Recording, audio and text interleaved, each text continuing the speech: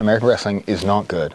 American wrestlers, when it hits the ground or nothing happens, the referee saves them and stands them back up. Unfortunately, in MMA and jiu-jitsu, we continue, and that's where really we have an advantage, again, over American wrestlers, all wrestlers, especially Dagestani wrestlers.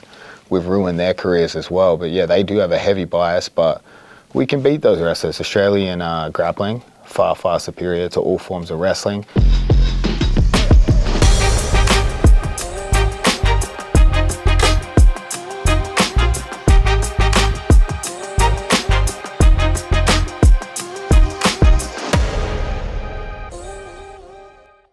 For this episode of On Borrowed Time with Craig Jones, we came to the mecca of jiu-jitsu, Austin, Texas. And of course, we had to stop by the hottest and most flamboyant gym in Austin and maybe the country, while the creator of CJI is in town. Not only will Craig and I be discussing the Giles trials and UFC, we also have a major wildcard announcement to make. So stay tuned because we are officially on Borrowed Time with Craig Jones. Feeling stuck or like something standing between you and your goals? You're definitely not alone. It's totally normal to hit bumps along the way. I've faced my fair share of challenges during my jiu-jitsu journey, so I get it. That's why I want to tell you about a resource that could really help.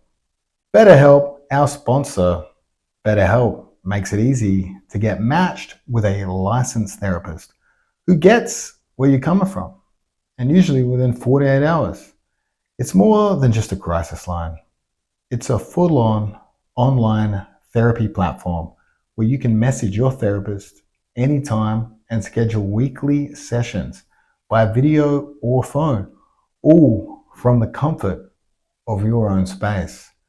They've got a huge network, over 30,000 therapists, so you can find someone who truly fits your needs.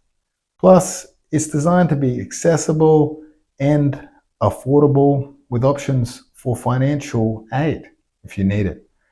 Whether you're dealing with stress, anxiety, or just navigating life's ups and downs, BetterHelp is here to support your growth. If you're ready to start making some positive changes, head to betterhelp.com/bteam and get 10% off your first month. That's betterhelp.com/bteam. Join the millions already taking charge of their mental health. Your journey to a better you starts here. Dateline, Austin, Texas for another episode of On Borrowed Time with Craig Jones, coming off of a crazy weekend in combat sports. Started off with the Giles trials and culminated in the welterweight war where we saw Australia get their second UFC champion. So how was that for you, Craig? I mean, I don't know if it's a time for Dateline introductions, but it was awesome. Yeah, but I mean, I didn't get to watch the whole trials. I watched mostly. I actually fell asleep during one of Kit Dale's match, which comes as no surprise. Man can't finish anyone. But let's talk about the UFC first, yeah? Yes, for sure. So I'm fresh off that. Well, I wouldn't say fresh, but hungover from the after party. But yeah, we had Jack Della. I've known about Jack Della for a long time. I actually just happened to be watching Contender Series when he had his debut, and I saw his grappling exchanges and was a fan of him since then. Jack Slack runs an MMA page, and he's real good at highlighting very technical fighters, and I know he had a big man crush on Jack Della, and that's a guy I do like. It's an anonymous MMA page that just harasses everyone. He's a big hater, but he loves Jack Della. And then the first time I trained with Della would have been doing some seminars in Perth. So we had a relationship for a bit of time, but really I was just a fan, and I keep saying this, I've stolen a lot of moves from him, but I think he smokes so many bongs that he forgets that those are his moves, and I got to reteach them back to him and take full credit for it. In the lead up, you said that Dana White needed you to save the company, make sure Jack walks away with that welterweight title. So did he call you up after thanking you at all? Now, in typical UFC fashion, we get no respect or appreciation for the service we've done here. So really, it wasn't a service to the UFC as much as the fans. The fans hated on Bilal.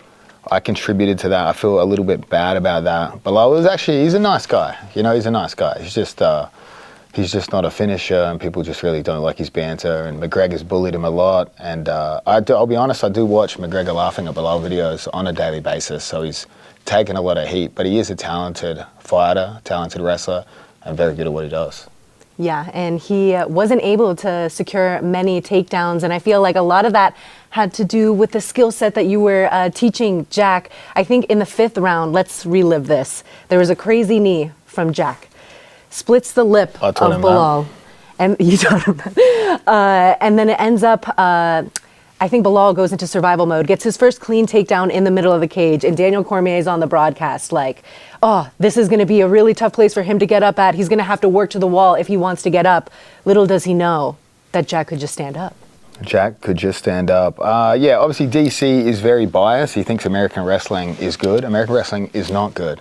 American wrestlers, when it hits the ground or nothing happens, the referee saves them and stands them back up. Unfortunately, in MMA and jiu-jitsu, we continue, and that's where really we have an advantage, again, over American wrestlers, all wrestlers, especially Dagestani wrestlers. We've ruined their careers as well, but yeah, they do have a heavy bias, but we can beat those wrestlers. Australian grappling, far, far superior to all forms of wrestling. But in that particular exchange, he just hit a simple knee lever. When we were watching it, I was a bit concerned because he was hanging on, but to be honest, he was just having a quick breather.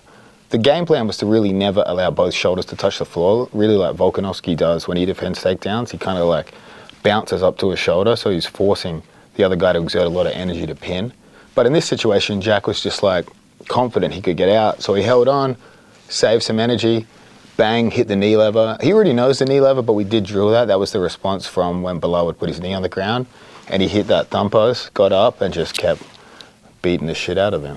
And do you get nervous at all when things get taken to the ground, or because people might look at you and go, oh, well, Craig not doing his job? Exactly, yeah. I mean, that's the thing, right, is like there's a lot of pressure. Like, obviously, the corner's like, Craig, if it hits the fence or if it hits the ground, you take over. And I'm like, great. That's a lot of pressure on me. But, I mean, Jack, like, a lot of people give me too much credit, and I'm usually quite happy with that. But, like, I can't emphasize this enough. Like, Jack's team with Bennett, Scrappy, Ryan, even his brother, who had like a crazy journey to get there. Those guys obviously built the foundation. I just come in to really like they want reassurance, right? So it's like you might have a small successful team, but really what a lot of fighters want is the reassurance and confidence. So due to my grappling career and due to some of the work I've done with Volkanovski, like I am instilling self-belief. Because if you're scared to be taken down, you can't actually strike. You'll second guess yourself. But if we instill in them that, hey, you might get taken down, you'll survive, and you'll get back up, now they can flow a bit better on the feet, and they don't have to be as so concerned. If you're scared of your opponent in some capacity, it's going to affect all areas of your game. So really, like, a lot of the stuff Jack was doing, he's already doing. I'm just giving him reassurances and just really mild adjustments. And that was your 9th time as a UFC cornerman, UFC title cornerman. 7-2. 7-2. Now we see a lot of people kind of speculating where Jack could go from here, Islam Makhachev being one of them. So what was your initial thought? He can't let him have his moment. He had to jump right in there and try to make a call out for double championship status. Well, again, you're talking about where the credit lies, and really, like, obviously he pulled off that bullshit head kick move on Volks in the second fight, so we can eliminate that. But when it comes to pure grappling, I put all the blame on the striking coaches in that camp, obviously. Like, Volks won the grappling exchanges in the first fight. So I think Jack being a bit bigger, Jack's so unorthodox in his scrambles, it's so hard to prepare for. You basically saw Bilal confused. I mean, Bilal's general state of being, he kind of looks a little confused, but we really saw a heavy level of confusion in this fight. Like, Leon is style, like, it's a tough match. Like, Bilal's a tough opponent for Leon because Leon fights at range. So if Bilal can break inside, he's really free to strike and shoot. And we saw him sort of exploit that against Leon. But then the difference for Jack is Jack's so good in those tight exchanges that we see is like flow with the body shots, and he throws uppercuts. He's so dangerous in that tight range. So Bilal, all credit to him, he had to bite down on the mouthpiece and get inside that range to even be able to effectively shoot at all. And when he did shoot, yeah, he got the takedown in the 5th round. Jack got straight back up after a quick breather.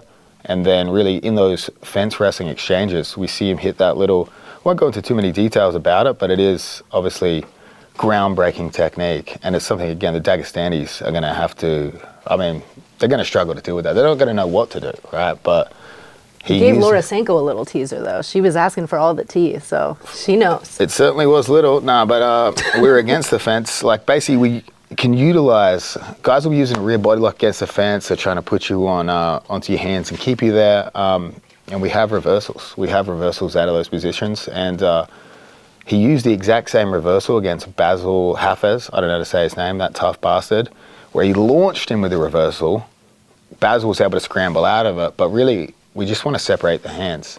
We cannot let a guy lock his hands, especially a guy like Bilal, short, stocky, he's got good lifts. We cannot let him lock his hands against the fence. So if he does lock his hands, we need to use things to like break those hands. And obviously, if we attempt some sort of Harai Goshi from there and it causes Bilal to unlock his hands, we can get out. Another thing Jack did really good, Leon actually did it really good against Usman, is that arm drag style defense. So not allowing your opponent, I mean, it's simple. Grappling for MMA is simple. Obviously, it's going to be more simple because you run the risk of getting hit in the face. There's much more consequences, but I still believe pure grappling technique done at a higher level, we can do a lot of stuff that people would say that typically you shouldn't do in an MMA environment. But obviously, you heard in the broadcast, DC, again, an American wrestler, deeply confused by those reversals there. So. Yeah, and Bilal definitely took a lot of damage, broken orbital, broken nose, split lip. Is that part of the reason why you never wanted to get into MMA, to protect the moneymaker? To protect the beauty, yeah. I mean, really, like, it's not about me. It's about the people that have to look at me, and they get to enjoy that on a daily basis, and I wouldn't want to rob them of that by potentially taking some damage in MMA. So now you can just be a cornerman for Tom Aspinall, which a lot of people have been saying would be pretty poetic, considering John Jones is coached by Gordon Ryan. That is true. And you know what's funny is if we're talking about corners, there really is no better corner than Gordon Ryan. He spent a lot of time in a corner chair as it is. So like that is really his bread and butter, to be sitting in the corner and watching a couple of people go at it. At the end of the day, it does all come to experience and what you bring to the table in that aspect. But is there actual genuine interest in coaching Tom Aspinall? I saw he actually added you and said, like, let's do it, brother, or something like that. We're going to be in England soon for the CJI European trials, so we'll go to Manchester. It takes a lot to get me to go to England, fucking cold, miserable place, but in pursuit of a lifelong career of ruining Gordon's plans, I'm interested. Before we start talking about the Giles trials, is there anything else you want to say about your boy Jack? He's probably high as a kite right now, just feeling so amazing with that UFC belt around his waist. Yeah, for sure. He's on top of the world. I mean, he's got the best nose in the world. He actually got that nose because it was the only time he ever hit a bong before a fight, broke his nose, still won that fight. Credit to him, he got finished in his first 2 fights, and now he's on a unbeaten streak. He's got so many bonuses. He's one of the most exciting guys. He doesn't talk a lot. Unfortunately, when he did talk, he bodied Ian Gary. That came out of nowhere. But yeah, really, just a great camp, a great opportunity to be a part of it. Like I kind of said to Jack before the fight to like instill confidence in him, like, hey, I wouldn't be here if I didn't think you were going to out-grapple Bilal Muhammad. But I want to give a plug to his brother, Josh Della, this crazy dude. He did not get approved for a visa to Canada, so he was in the corner. He's an absolute legend, also a lunatic, so he had a crazy path. Like I think he might have even wanted to cross the border illegally through the woods, but he flew into the US. Canada's super tight, right? You have a DUI, anything, you get a 5-year ban.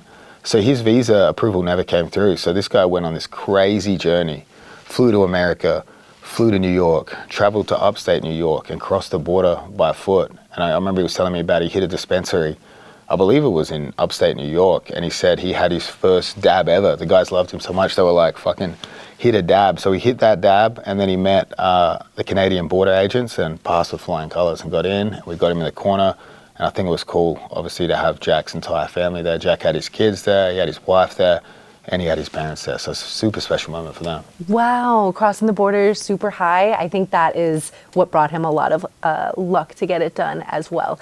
Now let's talk about the Giles trials, because that was a 7-hour broadcast trying to top off the inaugural day 1 CJI. Didn't quite do it. We did 10 hours. But Giles, he really took things into his own hands, and I think his early predictions were correct. Declan really showcased a great performance. But what was your biggest takeaways from the Giles trials? I mean, I was shocked Kit was in there. Kit, very talented grappler from back in the days, kind of used to just beat the shit out of me and Lachlan. Doesn't anymore, though, for the record. But I was shocked he pulled up last minute and did so good. Like, he's been pursuing his acting career, and he showed up, and so we had the 16-man tournament, and the winner of that got put into the round robin event. I lasted until just before the finals match. That's when I fell asleep. I called it a day, and then I just caught the replays. But really, yeah, Kid impressed me. Kid impressed me a lot. I didn't think he still had it. I don't think anyone did, but he really looked good out there. Shout out to Declan. I know Declan was annoyed that he had to do the trials because obviously he's such an elite level, but yeah. How did you know that? Secret sources? I have inside sources everywhere. You know, I find out everything, even about obviously your personal life, as I've told you. That you've exploited to the world. Yeah, we've leveraged that for lower pay. That's the way we operate here. Declan went over there though, and I think that sort of built a fire under him, and he just went on a rampage out there. He submitted quite a few dudes. Took out Kit Dale. Kit Dale already had to have whatever amount of matches before, and still put up a good fight in the round robin tournament. So Declan. I knew Declan would take it out the whole tournament. Like, he's that good. It's sad that we didn't have a place with him on B team for our actual team.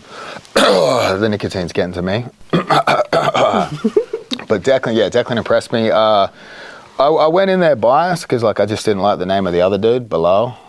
We were hoping for Bilal losses, but Bilal got one in our tournament. To be honest, I didn't see his too many of his matches, but Lachlan had been singing his praise. I think he's been only training 4 years. Did you, as our CJI journalist, watch the entire broadcast, Alex? Can you break down Bilal's performance in your opinion? Bilal did very well, but it ended up coming down to whether or not Declan could submit him, and it just ended in a draw. And so Kaya was the other option.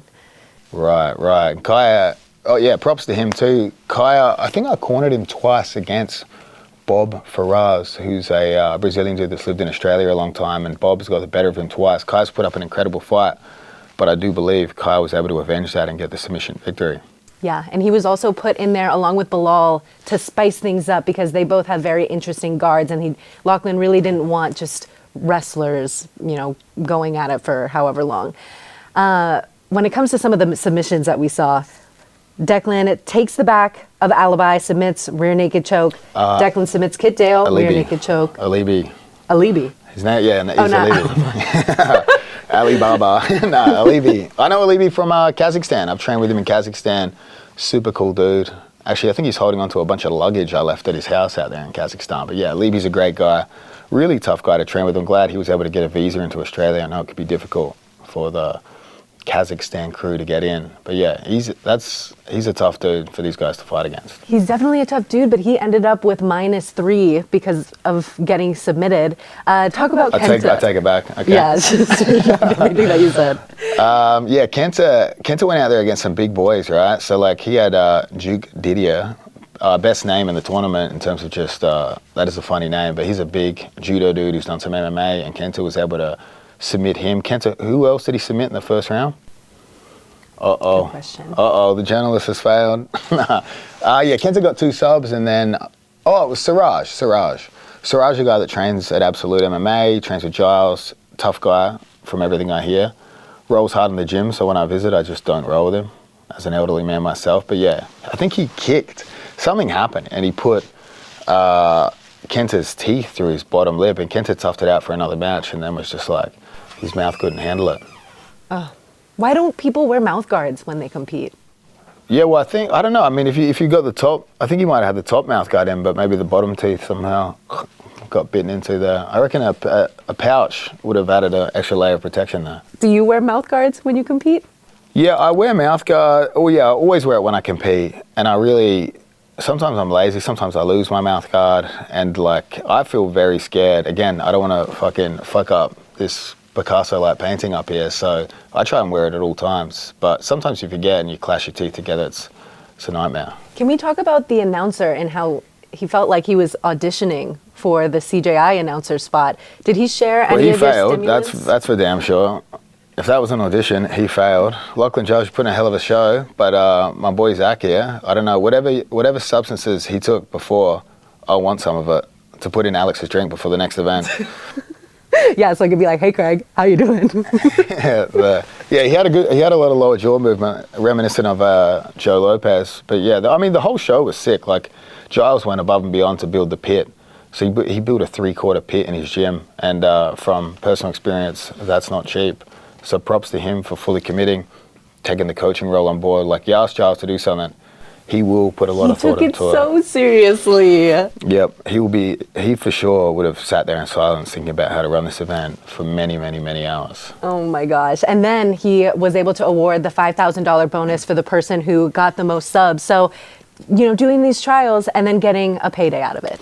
Yeah, actually, there was one thing I wanted to bring up too, was I think his name is Euros. He's a Ukrainian dude that teaches at Art Suave up in Brisbane. I think he still teaches there.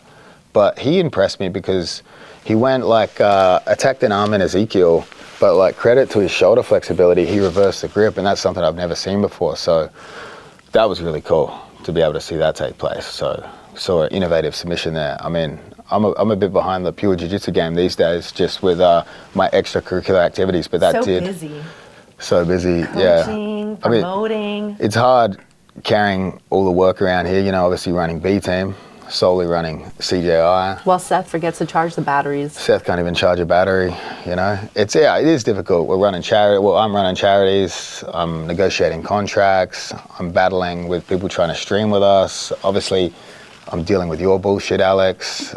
It's not easy. It's not easy to keep up to date with all the submissions. And you're also dealing with all the wild card opportunities. One of them was revealed at Giles Trials. Yeah, and if I do remember correctly, this, you told me, was the only man under 5'6" you'd consider dating, and that is Fabricio Andre. That was indeed never said, but I'm glad that you're putting that into the ether. We gotta hype him up. Now TMZ can crop that. I wanted him in CJI 1, but CJI 1, because it was under 80 kilos and he competes at 66, it was hard to sway him away from adcc. We didn't get too many 66s, right? Well, CJI 1 was absent of the little fellas, again, like your dating life, Alex, but Fabricio Andre, one of the most exciting grapplers out there, super stoked to have him a part of the event. Like, he holds a victory in Polaris over Giancarlo, which is just insane.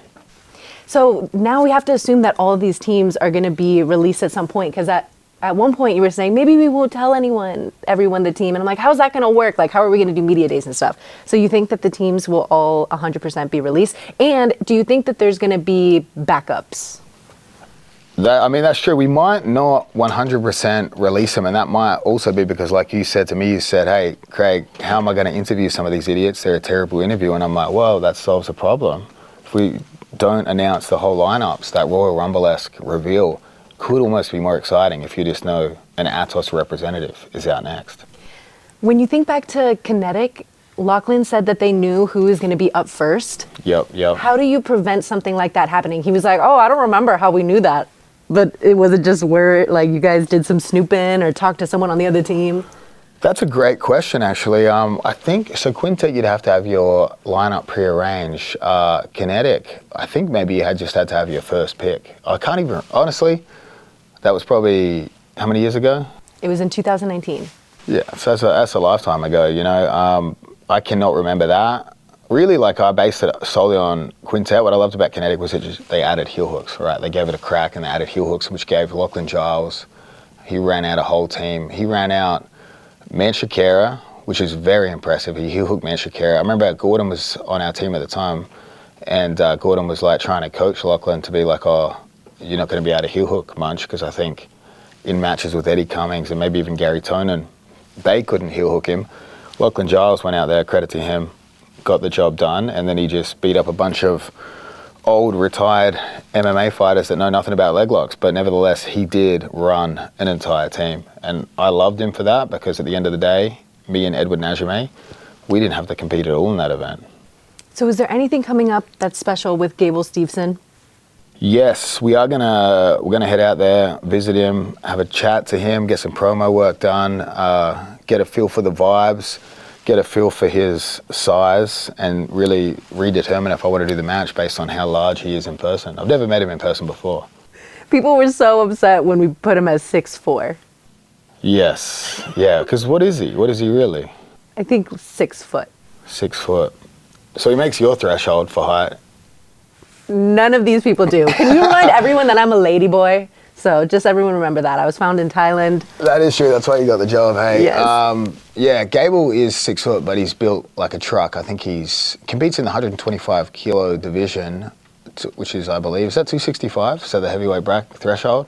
So he's massive. I don't know if he truly weighs 125, but he is a scary person. I'd struggle to deal with Nicky Rod's athleticism, and Gable can do cartwheels and backflips and all that type of shit, and that concerns me for sure. Wow. So is there any sense of intimidation? For sure. I'm intimidated by many people. You know, like, I'll put on a brave face, but that is a scary match. Not as scary as the Gabby Garcia match, that was for other reasons, but he does scare me. Gable Stevenson is scary. I'll definitely be sitting the fuck down. When I pointed out the fact that you're going to be holding up the Intergender World Championship, what are the potential thoughts of keeping that division going, or is it just a one and done thing with Gabby? You can't recreate the magic that was had. Well, on I've the spent CJI. most of my travels, obviously I get no vacation time, so most of my travels are for business, and one of those factors is I am exploring the world trying to find the next Gabby Garcia. I'm trying to find the next giant, sexually aggressive woman challenger to the intergender title. So I'm not sure who we could do. I remember we had entertained previously Tayani Pornifrio. I believe she was like super dominant. I think she ended up getting a 4-year ban from the IBJJF, but that could be a potential challenger for the intergender belt. And the intergender medal I received, I believe I gave it away and lost it, so we'll have to make another one. Wow. Wait, there was ever an intergender belt? Well, I don't remember seeing it. we run a tight budget here. As I've told you, we have no money, so yeah, it was more of a medal than a belt. But it is out there somewhere. I don't know. I lost it in Vegas somewhere. I've lost a lot in Vegas, to be honest. Yeah, there's definitely a lot of memories, or I guess no memories in Vegas. But when it comes to the future of CJI, what is on the come up that you want people to know about? If you went to CJI 1 and you bought a ticket, you have early access. So you have pre-sale 2 days before the regular public goes on sale. So you're rewarded for going to CGI 1. And this year, VIP will be open. So if you're on there, you can actually book VIP seats. While last year, me and Craig withheld that from the public. Wow, so you have to keep an eye on your email. That's right. Go to CGI2.com to make sure you're early access. But yes, if you bought a ticket to CGI 1, you have early access for CGI 2. And if you're on our email list, you as well. Ooh, what a treat. Loyalty pays. Now let's talk about your Instagram post, because you always keep things a little bit on the edge, but this one I was very curious on what you were talking about. You said, guys, if you sign a contract with 50% show, 50% submission bonus, you are being bent over and deserve to be. And then you followed up with, hey, I know the money isn't good, but we're going to pay you in exposure quotes. Oh yeah, we're back to an exposure battle, hey? And that is very bad. Just think about it, guys. Think about if you were offered a contract for a boxing fight and you lost half your money unless you knocked the guy out. Or if you were offered a contract for a wrestling match and you were offered half the money unless you pin the guy, attack the guy. That, I believe, is an exploitative contract. And really, a lot of people are held up by, they're like, oh, you get the marketing machine of this. But guys, remember, if the audience of that boos grappling and wrestling exchanges, do you think they're going to care? Do you think do you think there's going to be any crossover from a group of people that boo grappling? So guys, don't buy that bullshit. Remember, there's a lot of things happening in the sport. There's a lot of big organizations that do compensate well and do actually have surprisingly good contracts. So if somebody presents you with an absurd 50-50 contract, tell them to go fuck themselves. And what would you say if it is trying to incentivize the sub? Like, a lot of promotions do that, but in bonus form. So what would you say to the argument of people being like, well, they're just trying to incentivize someone getting the submission? Well, it just doesn't work like that. We need two people going for the sub. It's a two-way street. So really, a lot of guys, you might face an opponent that might be on a 50-50 deal too, but if he believes you're better than him, he's going to try to win by decision.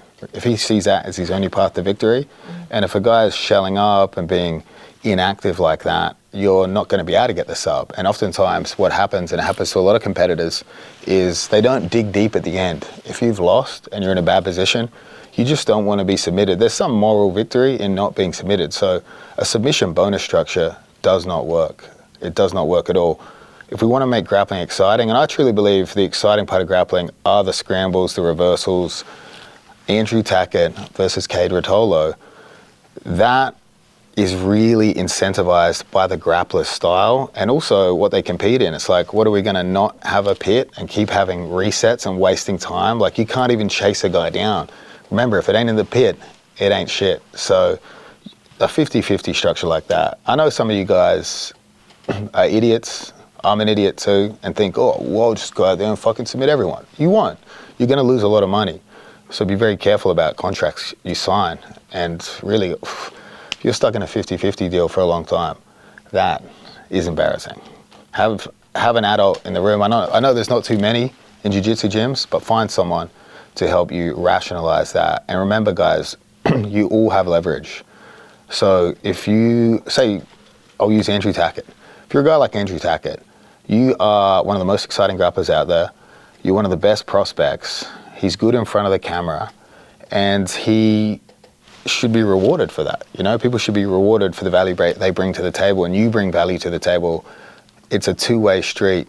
An organization is never going to build you up. It's 50-50. You have to be met halfway. And when it comes to meeting people halfway, Gabby Garcia will meet the lucky Willy Wonka golden ticket winner halfway. So when is that all going to be happening? Is the shirts already being made? This is the potential of you winning VIP access if you get the Golden Street X What t-shirt. else was in that deal? VIP tickets. I think we could show Craig Jones, we could show VIP a quick locker sticky. room. Yeah, you get in the locker room for sure. You won't last in there though. You will not enjoy it. I think I do have a picture of these shirts. We'll give a little sneak I'm so preview. excited to see it because Street X has the coolest designs. Thank you for that. I do actually all the design work as well, which is why it's a heavy burden to bear. So what does Bradshaw do? Just loses super fights to all my staff members, basically. There's only going to be one golden shirt. Actually, there'll be Oh, two. There'll be shoot. one for the winner. I'll have one. Seth will not have one. That's for damn sure. And if he does get one, it'll be extra small. But it would be the golden shirt. Sorry about the ugly model. They're cutting costs down over there at Street X. And then the regular style shirt will be this style. I think they're going to go on sale around ticket release time, to be honest. So getting that VIP experience, again, I will let you in the locker room for a brief period of time until you annoy me, but I will deliver on that. So some of the advertisements in the Giles trials were very entertaining. I didn't know Lachlan was such a good actor. And I posted questioning whether Ferris is going to be able to live up to that comedic forefront that they just set. Very, very high. So do you think that they're going to be able to create as funny as content as we saw in the Giles trials? I mean, I'll say this much, Ferris, if you don't do that, you'll be fired, brother. Everyone's replaceable. You better do some good promotion work here, Ferris. But yeah, CJI Euro trials will be May 24th at Los Bandidos. It's already sold out.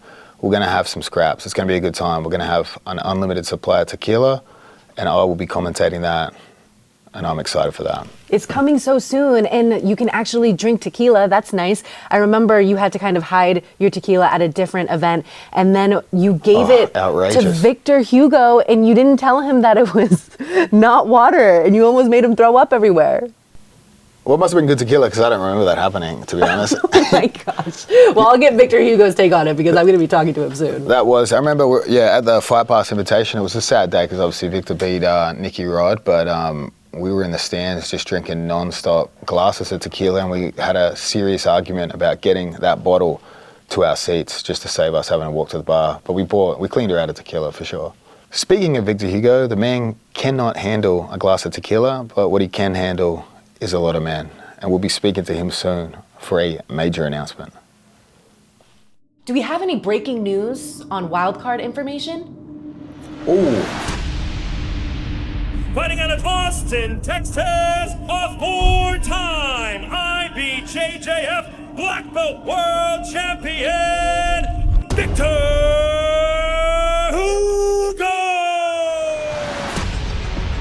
of the very best heavyweights in the world today is a very, very bad man. Our team, we do have an advantage here. We have the home ground advantage, so we stole him. He's a big man. He's extremely technical. 6'4", 264 pounds. I'll be here. I'll be ready. Just making the call.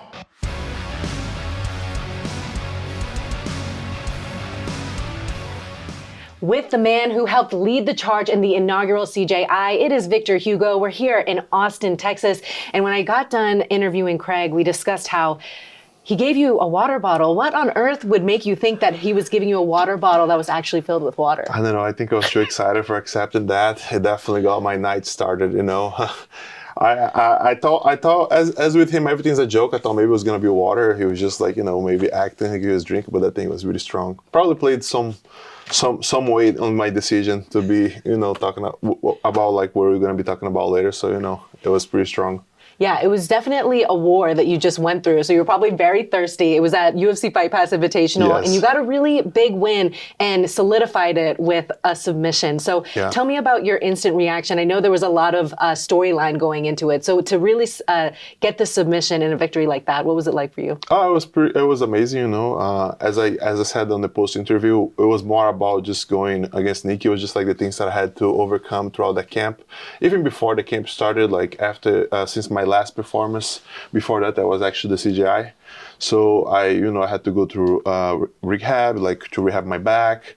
I had a couple injuries that kept bothering me, and it took me like longer than usual to get back on the mat. So it kind of like had me wondering if I was going to be able to go back to perform as good as I did, and I was able to perform super well. Probably like one of my best performances ever. So it was just like a mixed feelings, like I got it done, I overcame, and yeah, it was pretty cool moment. Yeah, and it was probably a few mental hurdles, not only with the injury that you were dealing with behind the scenes at CJI that a lot of people didn't know about, but being submitted by someone like Lucas Cannard, who is obviously a beast, but not a lot of people knew him. Yeah. And you were a favorite to win it all. Yeah. So when you think about that, Lucas Cannard's literally the sweetest person ever. So I kind of laugh at the idea of even asking you if you're plotting revenge on Lucas Cannard. I think a lot of people want to see that, like anytime I mention like I'm going to compete or something, they always mention his name. Like I think people actually want me to compete against him more than I actually wanted. I think also the way I see it is like I didn't get enough play time last time I was at CJI. I was there for like 1 minute on the pit. So what I look for this time is just like spend more time on the mats, like actually get to enjoy, get to compete more. As the night went on, it was so much fun to watch, and Andrew going against the Ruolo brothers and stuff like that. So the feeling I had was like, man, I barely got to play, like, of course I was injured and everything, but I just had that feeling like, I wish I had more time, to like perform. The mats, the stadium was packed. So it was just like, more than the feel like, I lost to Lucas, was more like, man, barely got to play my, like the jiu-jitsu. So I think it would definitely be cool if I got to face him again this time around to show, maybe a better performance, and definitely not leave my foot out there for him. So yeah, this is definitely a matchup I'm looking forward. The opportunity that I got with B Team is going to be even better for that. So there is a chance we could face each other. So yeah, I'm looking forward for that match for sure. And you definitely handled it with grace. You were having a great time for the rest of the weekend. If that didn't happen, do you think you would have been the $1 Million Man? There was a high chance, but anything could happen. One of the things that I'm excited about this training camp for the next CJI is to be training with Nicky Rod. He knows how to win $1 million, so I believe he's like probably the MVP of the tournament. He's the winner. He dominated the tournament, so there must be something there, especially that he did for the tournament, as far as like how he prepared, how he thought about the rule set and everything. That's pretty interesting, and I feel pretty confident on being his team, and I think it's going to be a good learning experience, and it's going to be a cool experience overall. Yeah, and this CJI is taking on a different format, and there's a lot of different turns happening, like the wild card, like the misfits, and just in honor of the news that we are going to have to break, I wore a funny shirt for you. But in all honesty, it wasn't going to be a six blades team. So the only way for you to get onto CJI2 was either through the Misfits route or the wild card route. And breaking news, a lot of the jiu-jitsu journalists and investigators were able to read Craig's lips and figure out that you are going to be taking up a spot on the B team roster. So tell me when those initial conversations started and why you leaned in the direction of going with B team. Yeah, just just before I say anything, we would think that Craig would be more skilled with his lips, right? Like, but it is what it is. Like, it was pretty easy to read it. But yeah, like the invite was, you know, kind of like surprising. You know, like I really like the guys here, but it got me by surprise. As you said, like I kept thinking how am I gonna be able to manage to be on a team and stuff. So whenever they announced the wild cards, I wasn't sure like which team would approach and stuff like that. Whenever the invite came through, all I had to do, like I wanted to be part of it right away. Just had to run through some of my team, and they loved the idea as well. And I am excited, you know. Like I think not only for this tournament, for my career overall, is gonna be a great experience. And I think it's just one of those cool moments that, you know, like I'm gonna be on the same team as Nicky. We competed several times together, but now we get to help each other out and like help each other prepare for this big of a tournament. It's almost like one of those Rocky movies, you know, like whenever they get together and they do a training camp. So it's been great. I've been training here a couple times, and I look forward to see how well we're gonna perform in August. So what made you choose the B team route instead of like a misfits team? Because we have the European trials, who Paul Ardilla, who's not from Europe, is going to be going to that trials. And you also have North America. Greg Souders is going to be head coach of that. So what kind of influenced your decision in that route? I think that's more than one thing. I have a weird relationship with Seth and Craig. I love the idea of CJI.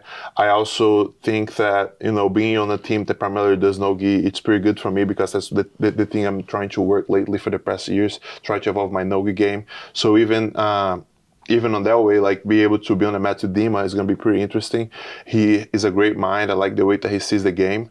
And other than that, like, what better team to be part of than the team that's been winning? So Nicky Rod was the winner for the last edition. So it's a great opportunity for me to be in the same team as him, as I said.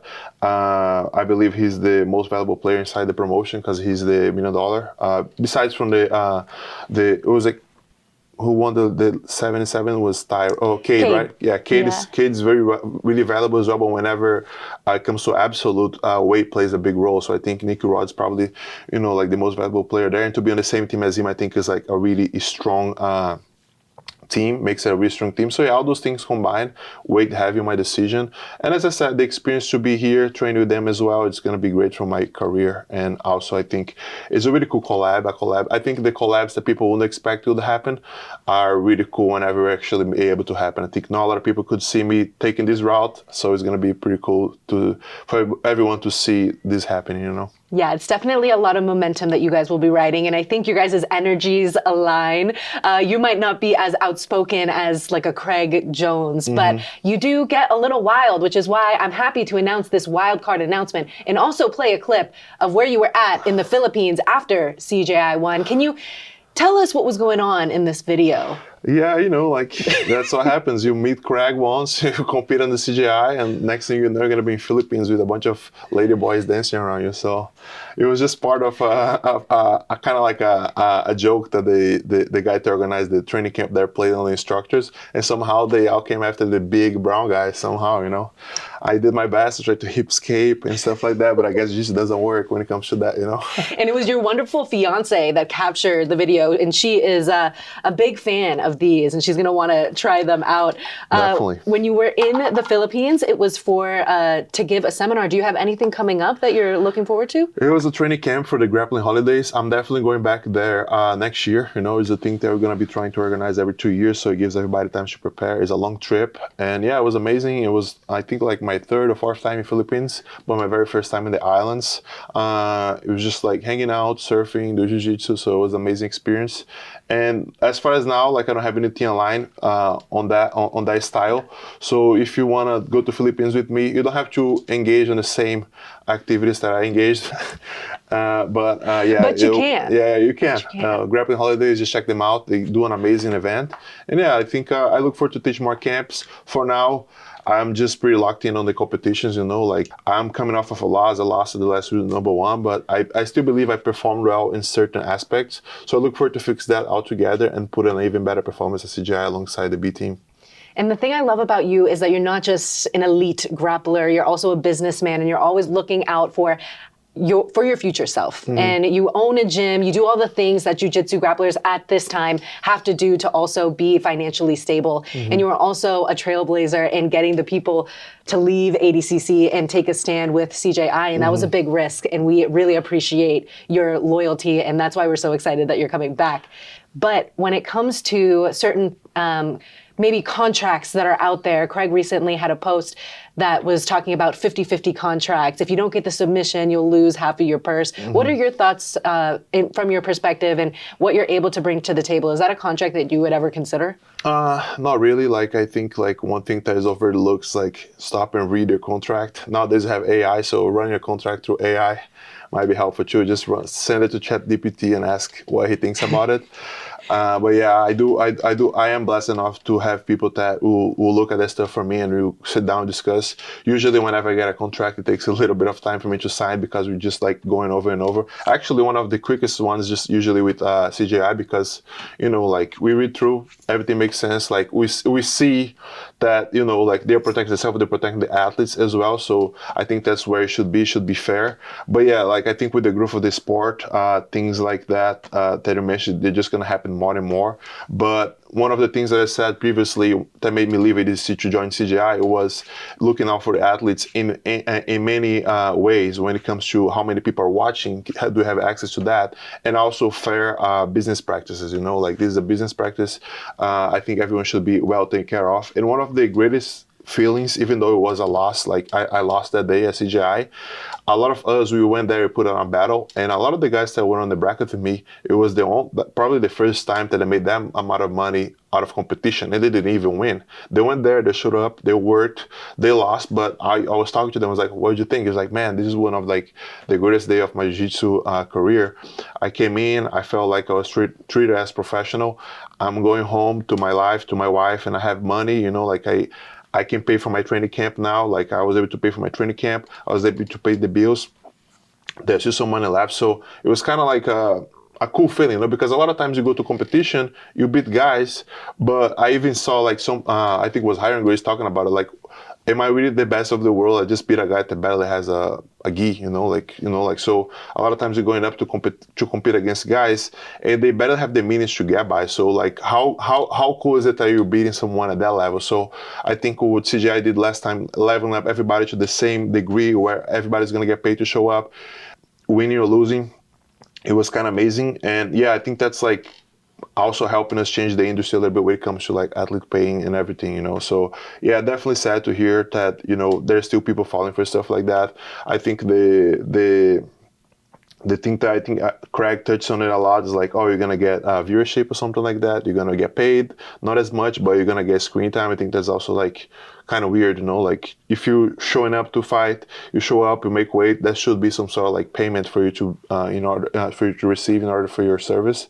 So it's just like how regular industry works, you know. So I think being outspoken about it, having a organization like CJI that actually buys, that actually gets behind the athletes with that is really important. And that's one of the things that makes me support the CJI promotion. Also, you know, be an ambassador, you know.